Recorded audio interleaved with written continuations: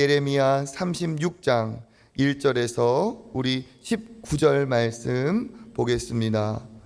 주시는 말씀 예레미야 36장 1절에서 19절까지 말씀 우리 교독하고 거룩한 세대로 세우소서 다음 세대를 위한 기도 같이 읽도록 하겠습니다.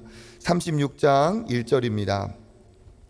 유다의 요시야 왕의 아들 여호야김 제4년에 여호와께로부터 예레미야에게 말씀이 임하니라. 이르시되 너는 두루마리 책을 가져다가 내가 내게 말하던 날 곧 요시야의 날부터 오늘까지 이스라엘과 유다와 모든 나라에 대하여 내가 내게 일러준 모든 말을 거기에 기록하라.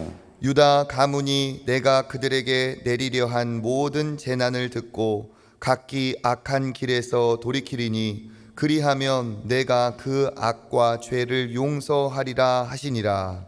이에 예레미야가 네리야의 아들 바룩을 부르매 바룩이 예레미야가 불러주는 대로 여호와께서 그에게 이르신 모든 말씀을 두루마리 책에 기록하니라.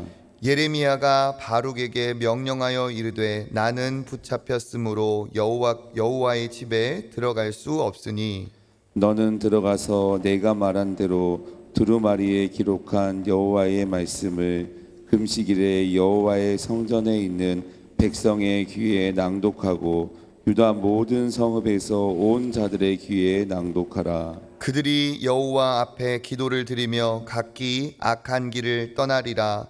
여호와께서 이 백성에 대하여 선포하신 노여움과 분이 크니라. 네리야의 아들 바룩이 선지자 예레미야가 자기에게 명령한 대로 하여 여호와의 성전에서 책을 읽는 여호와의 모든 말씀을 낭독하니라. 유다의 요시야 왕의 아들 여호야김 제5년 9월에 예레미야 모든 백성과 유다 성읍들에서 예루살렘에 이른 모든 백성이 여호와 앞에서 금식을 선포한지라. 바룩이 여호와의 성전 윗뜰 곧 여호와의 성전에 있는 새 문 어기 곁에 있는 사반의 아들 서기관 그마랴의 방에서 그 책을 기록된 예레미야의 말을 모든 백성에게 낭독하니라. 사반의 손자요 그마랴의 아들인 미가야가 그 책에 기록된 여호와의 말씀을 다 듣고 왕궁에 내려가서 서기관의 방에 들어가니 모든 고관 곧 서기관 엘리사마와 스마야의 아들 들라야와 악볼의 아들 엘라단과 사반의 아들 그마랴와 하나냐의 아들 시드기야와 모든 고관이 거기에 앉아 있는지라. 미가야가 바룩이 백성의 귀에 책을 낭독할 때 들은 모든 말을 그들에게 전하매 이에 모든 고관이 구시의 증손 셀레마의 손자 느다냐의 아들 여우디를 바룩에게 보내 이르되 너는 백성의 귀에 낭독한 두루마리를 손에 가지고 오라. 네리야의 아들 바룩이 두루마리를 손에 가지고 그들에게로 오니 그들이 바룩에게 이르되 앉아서 이를 우리 귀에 낭독하라. 바룩이 그들의 귀에 낭독하매 그들이 이 모든 말씀을 듣고 놀라 서로 보며 바룩에게 이르되 우리가 이 모든 말을 왕에게 아뢰리라. 그들이 또 바룩에게 물어 이르되 너는 그가 불러주는 이 모든 말을 어떻게 기록하였느냐 청하노니 우리에게 알리라. 바룩이 대답하되 그가 그의 입으로 이 모든 말을 내게 불러주기로 내가 먹으로 책에 기록하였노라. 같이 읽겠습니다. 이에 고관들이 바룩에게 이르되 너는 가서 예레미야와 함께 숨고 너희가 있는 곳을 사람에게 알리지 말라 하니라. 아멘. 할렐루야. 예, 은혜의 자리에 잘 나오셨습니다. 우리가 한 번 하는 것도 참 쉬운 게 아니지만 진짜 더 대단한 것은 한 가지를 꾸준히 하는 것이죠. 그죠?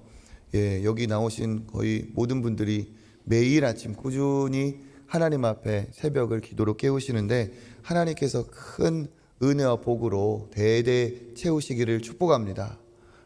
우리가 하나님 앞에 기도하는 사람이 될 때 하나님 기뻐하시고, 또 우리 교회가 더 능력 있고 하나님이 사용하시는 교회가 되는 비결은 기도하는 사람들이 늘어나는 것입니다. 저는 기도하는 분들이 이렇게 많다는 것이 큰 축복이고, 더 많은 분들이 기도의 용사들이 되시기를 또 간절히 바랍니다. 오늘 우리의 기도를 하나님 들으시고 크신 은혜와 복으로 채워주실 줄 믿습니다. 오늘 우리에게 주시는 예레미야서의 말씀은 여기 있는 것처럼 요시야 왕의 아들 여호야김 제4년에 일어난 일입니다. 시점으로 보면 예레미야가 활동을 한 것으로 계산을 할 때 약 20년이 조금 넘은 그러한 시점의 일입니다. 여호야김 이 사람은 11년 동안 재직을 재위를 했던 왕이고, 그렇게 선한 왕이라고 볼 수 없는 그러한 악한 왕이었습니다. 이 사람에게 이제 예레미야의 말씀이 임하고, 또 하나님이 그것을 기록하여 전달하라고 하죠. 우리 2절 말씀 한번 읽어보겠습니다. 너는 두루마리 책을 가져다가 내가 내게 말하던 날, 곧 요시야의 날부터 오늘까지 이스라엘과 모든 내가 내게 일러준 모든 말을 거기에 기록하라. 아멘. 하나님께서 예레미야에게 하나님의 말씀을 기록하라 하였습니다. 그 기록하라 하신 말씀의 내용은 3절의 내용이죠. 유다 가문이 내가 그들에게 내리려 한 모든 재난을 듣고, 그러니까 재난의 내용이, 하나님의 심판의 재난의 내용이 지금 기록이 된 거죠. 그 기록될 재난의 내용을 이제 얘기하시고, 그것을 듣고 그들이 어떻게 하면 각기 악한 길에서 돌이키리니 그리하면 내가 그 악과 죄를 용서하리라 하시니라. 그러니까 이 말씀을 기록한 하나님의 의도가 정확히 드러나 있습니다. 기록의 내용은 모든 재난의 내용이지만 그 재난의 내용을 기록하게 하여 그것을 백성에게 전달하라 한 하나님의 목적은 뭡니까? 그 재난, 그 심판이 이루어지기를 바라서 아니죠. 이 경고의 메시지를 듣고 하나님 앞에 돌이켜서 이 재난이 임하지 않기를 바라는 것이 하나님의 뜻입니다. 그러니까 하나님은 기록한 말씀이라 할지라도 그것이 이루어지지 않기를 바라는 그러한 하나님이라는 거죠. 우리가 어린 자녀들을 양육할 때 그런 경험이 있으실 겁니다. 너 이렇게 하면 혼난다. 그러면 부모의 진심은 뭐예요? 한 번만 더 해서 내가 혼날 기회를 한번 꼭 붙잡았으면 좋겠네. 한번 내가 된통 한번 내가 아들을 그냥 딸을 그냥 혼을 내줘야지. 이게 목적인가요? 아니죠. 혼내는 게 목적이 아니라 경고를 줘서 그런 일이 일어나지 않기를 바라는 것이 부모의 마음입니다. 그러니까 하나님 역시도 그 자기 백성을 사랑하시기 때문에 말씀하시고 계속 하시는 거예요. 되다 안 되니까 이제 그것을 기록해서 가서 읽어주게끔 하는 하나님의 마음입니다. 그러니까 이 재난의 경고 역시 따지고 보면 다 어떤 표현이죠? 하나님의 사랑의 표현이라는 거예요. 하나님이 우리를 심판하고 멸망하려 하신 게 아니라 우리를 돌이키게 하고 살리려 하는 것이 하나님의 진심이라는 거죠.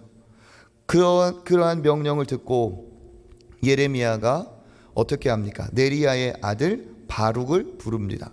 이 바룩은 또 32장에 나온 것처럼 예레미야가 밭을 살 때, 그 회복의 사인으로 밭을 사라 할 때 예레미야가 감금되어 있으므로 불러서 대신하여 그 밭을 사게끔 이렇게 요청을 했던 바룩도 예레미야의 선한 동역자죠. 이 바룩에게 이야기를 합니다. 예레미야가 쓸 수 없는 상황에 불러주는 대로, 또 그에게 있는 달란트대로 바룩에게 기록하게 하였고, 바룩은 그 내용을 기록합니다. 그래서 그 기록한 내용을 어떻게 하는가? 우리 6절 말씀 읽어보겠습니다. 너는 들어가서 내가 말한 대로 두루마리에 기록한 여호와의 말씀을 금식일에 여호와의 성전에 있는 백성의 귀에 낭독하고 유다 모든 성읍에서 온 자들의 귀에도 낭독하라. 그렇게 기록하고 이제 낭독하라 했습니다. 언제 낭독하라고 했죠? 금식일에. 어디에 있는? 여호와의 성전에 있는 백성들에게.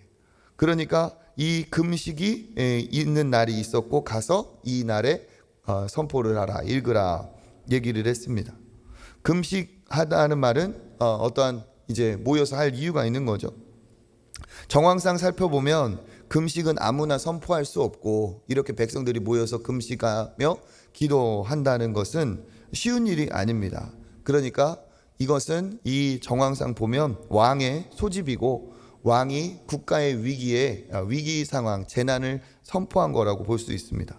그러니까 여호야김이 금식하라 명했고 그 정황을 보면 바벨론이 침공을 해서 그 바벨론의 침공에 어떤 위기감을 느낀 예레미야의 여호야김의 조치라고 볼 수가 있습니다. 그렇게 기도하는 때에 가서 낭독을 하니까 이제 그 내용 그대로 읽는 거죠. 7절 그들이 여호와 앞에 기도를 드리며 각기 악한 길을 떠나리라. 여호와께서 이 백성에 대하여 선포하신 노여움과 분이 크니라 하면서 하나님의 그 진노하심을 얘기를 합니다. 그렇게 바룩이 명령한 대로 성전에 있는 사람들에게 여호와의 말씀을 낭독을 합니다. 그리고 나서 그 말씀이 전달이 되고 바룩이 어디에서 또 그 말씀을 읽게 되느냐. 우리 10절 말씀 읽어보겠습니다. 바울이 여호와의 성전 윗들 곧 여호와의 성전에 있는 세문 어기 곁에 있는 사반의 아들 서기관 그마랴의 방에서 그 책에 기록된 예레미야의 말을 모든 백성에게 낭독하니라. 아멘. 여기 있는 것처럼 사반의 아들 서기관 그마랴의 방에서 낭독했다. 그마랴의 방이 어떤 의미가 있는가? 이 사반의 아들 서기관 그마랴는 왕궁의 유력한 인사입니다. 그래서 그 곳에 또 그 왕래하는 그곳이 많은 이제 그 정부의 유력한 자들이 오고 가는 곳입니다. 이 사반은 어떤 사람이었느냐? 사반은 선한 서기관으로서 그 여호야김의 아버지인 요시야 왕이 선한 왕이었죠. 그 선한 왕인 요시야 왕이 성전을 청소하고 성전을 다시 재건하다가 대제사장 hil기야라는 사람이 성전 안에서 예전에 선조들이 그렇게 감추어둔 율법책을 발견을 한 거예요. 그래서 그 율법책을 누구에게 전달했느냐? 서기관 사반에게 전달을 하여 왕에게 가서 읽어드려라 해서 요시야 왕에게 가서 그 사반이 그 역대의 하나님의 말씀을 읽으니까 요시야 왕이 회개하고 더 나라를 하나님 기뻐하시는 종교 개혁을 일으켰던 일이 있습니다. 그때 쓰임 받았던 사람이 사반이고 그 사반의 아들이 그마랴가 되는 거죠. 그러니까 여기에는 어쨌든 그 유력한 사람들이 오면서 읽었고 그 그마랴의 11절에 보면 사반의 손자가 되고 그마랴의 아들인 미가야라는 서기관이 그 말씀을 듣고 어떻게 했느냐? 왕궁으로 가가지고 그 말씀을 다시 왕궁 고관들의 자리에서 또 그것을 전달을 합니다. 내용이 뭐였죠? 하나님이 우리나라가 우리 백성들이 돌이키지 않으면 반드시 진노를 멈추지 않으실 것이다 하는 내용을 그 왕궁 고관들에게 전달을 합니다. 그래서 그 전달한 내용을 듣고 그 미가야가 그 책을 가서 이제 낭독을 하고 모든 사람들이 놀라면서 그 두루마리를 어떻게 구했고 어떻게 그 말을 들었느냐 했더니 바룩이라는 사람이 와서 우리에게 읽어주었다 해가지고 그 바룩을 찾아서 우리에게 데려오고 우리도 그 얘기를 다시 한번 듣고 싶다 합니다. 우리 그래서 15절 말씀 한번 읽어보겠습니다. 그들이 바룩에게 이르되 앉아서 이를 우리 귀에 낭독하라. 바룩이 그들의 귀에 낭독하매. 16절도 읽어볼까요? 그들이 그 모든 말씀을 듣고 놀라 서로 보며 바룩에게 이르되 우리가 이 모든 말을 왕에게 아뢰리라. 아멘. 바룩이 찾아와서 왕의 고관들에게 이 말씀을 읽으니까 그들이 어떻게 했다고요? 그 하나님의 경고의 말씀을 듣고 그들이 놀라서 서로 바라보면서 이거 어떡하지 한 겁니다. 그러면서 우리만 알고 있을 게 아니라 이것을 왕에게 아뢰야겠다. 지금 예레미야가 20년 이상 활동을 한 시기이기 때문에 이들은 예레미야가 바룩에게 기록하여 전달한 말씀이 참 선지자의 말씀이고 하나님의 말씀이라는 것을 그들은 알고 있었던 거예요. 그러니까 이 일이 진짜 벌어진다면 어떻게 하나 하면서 왕에게 가서 아뢰야겠다라고 합니다. 그러면서 17절 18절 어떻게 기록하였느냐 물었더니 바룩이 예레미야가 불러 나에게 기록하게 하였다 하는 얘기를 하죠. 그러니까 이 19절 그러니까 이들에게 어떻게 얘기합니까? 19절 읽어보겠습니다. 이에 고관들이 바룩에게 이르되 너는 가서 예레미야와 함께 숨고 너희가 있는 곳을 사람에게 알리지 말라 하니라. 아멘. 왜 숨으라고 했을까요? 왜 숨으라고? 왕을 아는 거예요. 이 얘기를 하면 왕에게는 불경한 얘기죠. 왕에게는 기분 나쁜 얘기겠죠. 그러니까 당장 이것들을 잡아와라 할 가능성이 분명히 있기 때문에 지금 이들을 일단은 당신들은 피하는 게 좋겠다라고 지금 이렇게 조언을 해주는 겁니다. 그래서 오늘 말씀은 이제 그렇게 되고 또 이어서 내일 진행이 됩니다. 오늘 말씀을 통해 우리가 기억해야 될 게 뭡니까? 예레미야에게 하나님이 말씀하시고 바룩이 그 말씀을 기록하여 그 메시지를 백성들에게 선포하라 하셨습니다. 그러니까 이 과정을 통해 우리가 읽고 있는 성경도 우리에게 전달이 되었다는 거예요. 그러니까 우리가 이 글자로 기록된 또 게다가 한글로 번역된 이 성경이 진짜 하나님의 말씀이 맞냐라고 물어볼 수도 있고 의심을 할 수 있지만 그럼에도 불구하고 이것이 하나님의 말씀이라고 우리가 확신하고 믿을 수 있는 이유는 뭡니까? 하나님께 받아 기록한 말씀이기 때문에 그렇습니다. 성경은 하나님의 말씀으로 하나님이 택하신 자들을 통해 하나님이 기록하신 말씀이에요. 바룩이 기록하였다 하지만 그 고관들이 듣고 놀라고 왕에게 전달하려고 하는 이유가 뭡니까? 바룩이 썼기 때문에 예레미야가 말했기 때문에 그게 아니죠. 하나님의 메시지가 기록되었기 때문에 기록된 말씀이 하나님의 말씀인 것을 믿기 때문에 그들이 놀라기도 하고 왕에게 전달하려고도 하죠. 우리가 그 찬양의 가사 우리가 부르는 찬양의 가사처럼 기록된 말씀이 힘이 있다라는 말씀이 하나님의 말씀이기 때문에 그 말씀에 능력이 있는 줄 믿습니다. 그래서 우리가 하나님의 말씀을 대할 때 어떻게 되어야 돼요? 성경 66권 전부 창세기부터 요한계시록까지 온전히 하나님의 말씀이다. 여기에는 축복의 말씀도 있지만 무슨 말씀도 있습니까? 경고의 말씀도 있다는 거예요. 그 말씀까지 전부 다 내가 하나님의 말씀으로 인정하고 받아야 되는 거지, 내가 듣고 싶은 듣기 좋은 말씀만 하나님의 말씀이라 우리가 그렇게 봐서는 안 되는 거죠. 오히려 경고의 말씀, 심판의 말씀을 우리가 기억할 때 하나님의 본뜻, 너희들도 심판 한번 당해봐라, 이게 아니죠. 그 경고의 메시지를 우리가 제대로 하나님의 말씀으로 받아 깨어 있을 때 우리에게 환난이 지나가고 하나님께서 우리에게 피할 길을 주시는 줄 믿습니다. 그래서 말씀을 우리가 어떻게 대해야 되는지, 이 지금 과학이 얘기를 하고 무신론의 사상이 우리 학생들이 배우는 교과서를 다 점령하고 있는 상황에서 하나님의 말씀을 우습게 여기고 이것을 무슨 호랑이 곰이 마늘 먹고 사람 된 얘기 비슷하게 그렇게 생각을 하는 시대가 되었어요. 하지만 절대 그것이 아니라는 거죠. 하나님의 말씀은 진리이고 반드시 이 말씀이 이루어질 줄 믿습니다. 지금 세상의 말세의 징조들만 봐도 성경에 기록된 대로 다 이루어지고 있어요. 보이지 않는다고 해서 하나님의 역사가 멈추는 것이 아닙니다. 반드시 하나님은 말씀대로 지금도 일하고 계시는 줄 믿습니다. 그래서 우리가 그 말씀을 하나님의 말씀으로 우리가 대하고 또 그 말씀으로 우리를 인도에 나아가야 되겠죠. 또 우리가 기억해야 될 게 뭡니까? 하나님의 뜻은 우리를 살리는 거지 절대로 우리를 망하게 하고 우리를 멸망시키는 것이 절대 아니라는 사실입니다. 하나님은 기록하신 말씀을 바꾸시더라도 하나님은 어때요? 우리가 돌이키고 하나님과 화목하기를 원하시는 하나님이세요. 그러니까 우리 예전에 읽었던 요나서 같은 경우는 그렇지 않습니까? 아수르의 악한 니느웨가 멸망한다, 그 얘기를 요나가 가서 했는데 그 사람들이, 요나의 마음은 어때요? 그들이 회개 안 하고 다 멸망했으면 좋겠어. 자기의 입장에선 적국이니까. 그래서 안 가려고 하다가 가서 선포를 했는데 앞불싸, 그 사람들이, 그 악한 인간들이 어떻게 한 거예요? 회개를 해버린 거예요.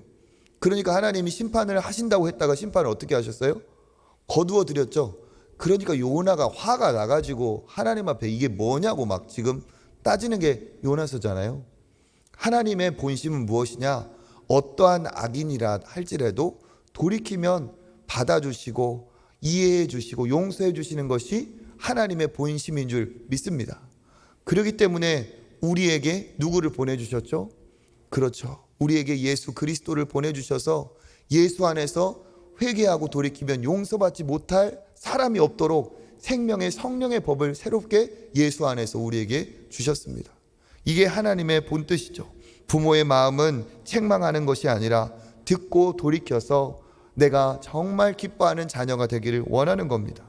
그렇기 때문에 믿음의 사람은 뭡니까? 내게 주시는 말씀을 듣는 귀가 있어야 됩니다. 듣기 좋은 말씀만 내게 주시는 말씀이라고 여기는 게 아니라 때로는 나를 불편하게 하는 말씀, 나를 기분 상하게 하는 말씀. 오늘은 목사님이 왜 저런 얘기를 하실까? 참 좋은 얘기 많이 놔두고. 이렇게 들리는 날이 있겠어요, 없겠어요? 있겠죠. 그런 날조차도 들을 귀가 있는 사람은 듣고 하나님 앞에 오히려 복을 받는 계기가 될 수 있으니까, 내가 혹시 그러한지, 내가 하나님 앞에 내 자신을 돌아보고 혹시 이 불편한 말씀이 내게 주시는 말씀은 아닌지, 또 이 말씀을 듣는 내가 왜 불편한지. 왜 불편할까요? 아멘 하면 불편할 일이 없는데 어쩌면 그 불편함이 지금 이 갖고 있는 여호야김의 그 불편함일 수도 있다는 거예요. 하나님 앞에 순종하고 무슨 말씀이든 따르고 그 말씀이 그에게 삶이 되었다면 불편할 리가 없어요. 그렇죠? 그렇기 때문에 우리가 보세요. 제가 예를 들어서 헌금 설교를 한다. 헌금 잘하는 사람은 시험 들 일이 없어요. 헌금 안 하는 사람이 시험 들어요. 봉사 설교를 한다. 하나님 앞에 헌신하라 설교를 한다. 그러면 헌신하는 사람은 시험 들 일이 없어요. 그래, 내가 더 헌신해야지. 헌신 안 하는 사람이 시험 드는 거예요. 말씀이 내게 왔을 때 그 말씀조차도 하나님의 말씀으로 들을 귀가 있는 사람이 진짜 영으로 살아있는 사람이고 복받을 사람인 줄 믿습니다. 내게 주시는 말씀으로 돌이키면 하나님이 더 큰 복을 주시기 때문에. 마지막으로 한 가지 더 얘기하면 금식하고 있습니다. 그런데 이 금식은 위기를 모면하고자 하는 금식이지 하나님 앞에 내 자신을 쳐서 복종시키려고 하는 금식이 아니에요. 그 왕은 자기는 금식 안 하고 있을 수도 있어요. 나는 기도 안 하고 다른 사람한테 내 기도 좀 해달라고 하는 사람 비슷하게, 진짜 금식은 본인이 해야 되는 것이고, 진짜 금식의 목적은 밥을 안 먹을 게 아니라 내 자신을 하나님 앞에 쳐서 복종시키는 것이 금식의 목적이죠. 밥을 안 먹을 게 아니라 회개를 하고, 밥을 안 먹을 게 아니라 악한 일을 멈추는 것이 더 중요한 시대입니다. 그렇게 금식은 하나님 앞에 무력 시위를 하는 게 아니라, 금식은 본질적인 의미는 하나님 앞에 불순종하는, 내 자신을 더 하나님 앞에 쳐서 복종시키려고 할 때, 진짜 하나님의 뜻을 깨닫고 싶을 때, 내 육신의 소리가 너무 내 안에서 크게 들릴 때 내 육을 하나님 앞에 치는 것이 금식의 더 중요한 목적이죠. 그렇게 할 때 하나님의 선명한 음성이 들릴 수가 있습니다. 그래서 우리가 기도하는 사람으로 때로는 위기 가운데 주의 음성을 듣기 위해 금식도 하고 또 집중하여 기도도 하고, 그래서 정말 살아 역사하시는 하나님, 기도에 응답하시는 하나님을 또 체험하시는 저와 여러분 되시기를 주님의 이름으로 축복합니다. 기도하겠습니다. 하나님 감사합니다. 오늘도 우리에게 아버지 예레미야의 입을 통해 바룩이 기록한 말씀을 그들이 어떻게 받았는지 보았습니다. 하나님, 그 재앙이 하나님의 뜻이 아니고 살리고 돌이키게 하시는 것이 주님의 뜻임을 믿습니다. 나 역시도 주님 안에서 아버지 깨어있게 하시고 들을 귀가 있게 하시고 그 말씀이 내게 부딪혀 올 때 오히려 그 말씀으로 나를 돌아보며 믿음으로 바로 서는 우리 축복의 사람들 모두 되게 하여 주시옵소서. 오늘 또 우리 말씀 붙들고 기도할 때 주님 역사가 일어나게 하시고 하나님 앞에 믿음으로 간구할 때 닫힌 문이 열리게 하시며 물질의 문제에 아버지 해결이 있게 하여 주시고 병약하고 질병으로 아버지 연약한 모든 것들이 회복되고 마음의 우울함과 불면증 사라지고 공황장애 사라지고 하나님 앞에서 진실하고 강건하게 서는 아버지 축복의 기도의 자리 되게 하여 주옵소서. 감사드리며 예수님의 이름으로 기도합니다. 아멘. 우리 시간 하나님 앞에 기도하도록 하겠습니다. 특별히 이번 주에 우리 다음 세대 귀한 여름 행사가 있습니다. 그 사역을 위해 기도해 주시고 준비하는 선교와 또 모든 가정에 하나님이 함께 하셔서 은혜가 더 흘러 넘치는 사랑의 공동체, 초청교회 사랑의 공동체 우리 가정 되게 하여 주옵소서. 그렇게 기도하고 기도의 자리로 나아가겠습니다. 주님 한번 잡고 기도하겠습니다. 주여